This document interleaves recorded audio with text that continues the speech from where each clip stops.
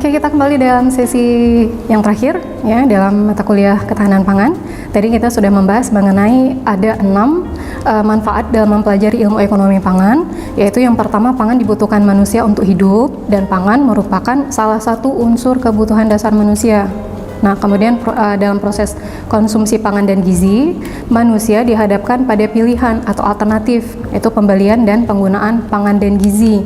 Nah, kemudian yang ketiga, ketersediaan pangan dan gizi terbatas dan secara umum mengalami proses produksi, di mana dalam proses produksi pangan ini, manusia dihadapkan pada pengorganisasian sumber daya, seperti misalnya sumber daya alam, sumber daya manusia, keluarga, biologi, dan kapital, dengan berbagai alternatif tujuan. Ya, seperti misalnya minimalisasi biaya dan maksimalisasi keuntungan. Nah, gizi dalam arti satuan gizi seperti misalnya energi dan protein itu dapat dijadikan ukuran atau indikator keberhasilan pembangunan. Jadi pemerataan pendapatan dan indikator kemiskinan. Ya, kemudian manfaat yang kelima, gizi dalam arti status gizi dapat memenuhi produktivitas kerja, prestasi kerja, dan pendapatan yang memberi andil dalam pembangunan ekonomi dan pembangunan kualitas manusia. Nah, kemudian manfaat yang terakhir atau manfaat yang keenam adalah tindakan merumuskan kebijakan pangan dan gizi melalui proses penentuan tujuan dan alternatif cara untuk mencapai tujuan. Nah, kesimpulan yang dipilih untuk setiap kebijakan dan program pangan dan gizi itu tidak terlepas dari analisa finansial atau analisa ekonomi. Nah, kemudian bagaimana ruang lingkup ekonomi pangan? Ya, jadi ruang lingkup ekonomi pangan ini ada dua, itu dapat dilihat dari analisis positif atau yang bersifat realitas. Di sini ruang lingkup ekonomi pangan akan mengkaji dampak, kemudian tendensi, kaitan berbagai variabel ekonomi seperti misalnya variabel pendapatan, pengeluaran, harga, elastisitas, dan distribusi terhadap pangan dan gizi serta status gizinya. Nah, kemudian ruang lingkup yang kedua itu bisa dilihat dari analisis normatif, yaitu analisa untuk merumuskan ukuran kesejahteraan yang didasarkan pada nilai kebutuhan pangan dan gizi serta kebutuhan fisik minimal. Nah, kemudian kajian ilmu ekonomi pangan itu dibagi menjadi dua, yaitu yang pertama ada ekonomi mikro. Ya, dalam ekonomi mikro, ilmu ekonomi pangan ini menitik beratkan pada aktivitas ekonomi dari para pelaku ekonomi di bidang pangan dan gizi secara individu, yaitu konsumen, pemilik sumber daya, dan perusahaan atau produsen pangan.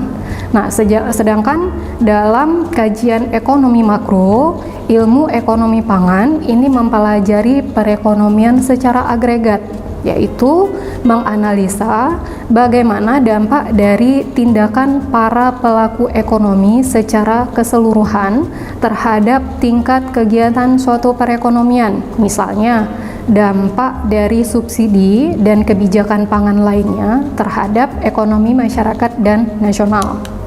Nah, kemudian ada beberapa pokok permasalahan dalam ekonomi mikro pangan. Ya, yang pertama adalah atau menentukan jenis produk pangan apa yang akan diproduksi dan berapa jumlahnya. Nah, pada proses ini terjadi penentuan tingkat harga dan jumlah barang, ya, atau bisa juga dianalisa melalui teori harga. Nah, kemudian pokok permasalahan yang kedua adalah how, ya, atau bagaimana seorang produsen pangan menentukan tingkat produksi dengan biaya minimum, tetapi dapat memperoleh keuntungan maksimum. Nah, di sini tentunya akan berkaitan dengan teori produksi. Nah, kemudian yang ketiga adalah for whom, ya, atau untuk siapa barang tersebut diproduksi dan bagaimana distribusi pendapatan untuk masing-masing pemilik faktor produksi. Nah, ini juga dapat dianalisa nanti melalui teori distribusi. Nah, kemudian apa perbedaan ketahanan pangan dan ekonomi pangan? Ya, tadi kita sudah membahas bahwa ekonomi pangan mempelajari usaha manusia dalam masyarakat untuk memenuhi kebutuhan pangan dengan sumber daya yang terbatas, serta mempelajari peranan pangan dan gizi dalam pembangunan. Sementara itu, ketahanan pangan atau food security diartikan adalah kondisi yang tersedianya pangan dalam jumlah yang cukup, kemudian terdistribusi dengan harga terjangkau, dan aman dikonsumsi bagi setiap warga untuk menopang aktivitasnya sehari-hari sepanjang waktu. Nah, ketahanan pangan disebut juga kondisi di mana setiap individu mampu secara fisik dan ekonomi untuk memenuhi kebutuhan pangan yang cukup, aman dan bergizi bagi kehidupan yang aktif dan sehat.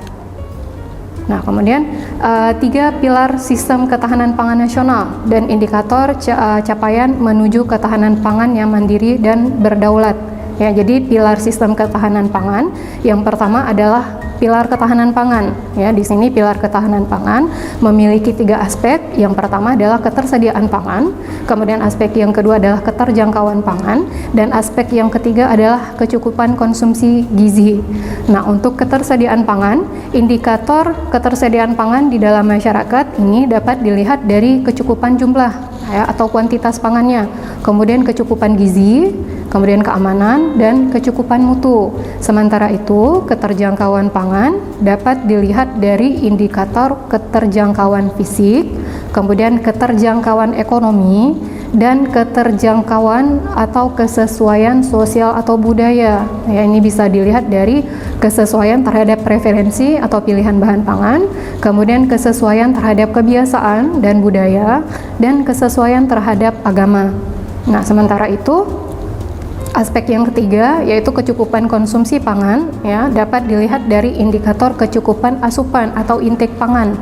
Ini bisa diperoleh dari kualitas pengolahan, kemudian kualitas sanitasi atau hygiene, kemudian kualitas air ya terutama air minum, kualitas pengasuhan anak, pola makan anak dan lain-lain. Nah, kemudian pilar sistem ketahanan pangan selanjutnya itu ada pilar kemandirian pangan. Ya, di sini pilar kemandirian pangan bisa dilihat dari 3 indikator. Yang pertama adalah tingkat ketergantungan impor pangan.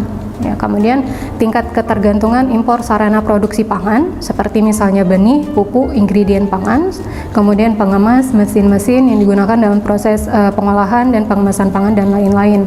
Kemudian indikator yang ketiga dari pilar kemandirian pangan itu adalah tingkat keanekaragaman atau diversifikasi konsumsi pangan yang berbasis sumber daya pangan lokal.